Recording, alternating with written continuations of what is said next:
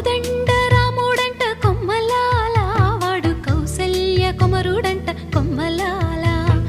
ఆజాను బాహుడంట అమ్మలాల వాడు అరవింద నేత్రుడంట అమ్మలాల రమణీయలామకు తగ్గ చూడువాడేనని రహదారులన్నీ చెప్పుకోగా విని కళ్యాణ రామయ్యను కన్నులార చూడాలని కలికి సీతమ్మ వేచే గుమ్మ